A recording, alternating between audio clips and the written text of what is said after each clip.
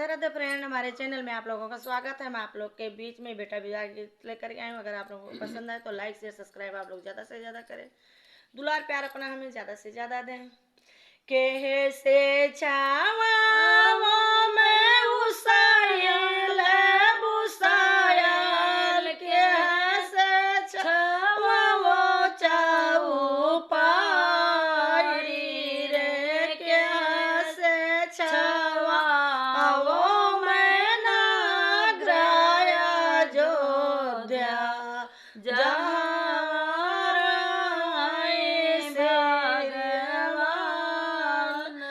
रे के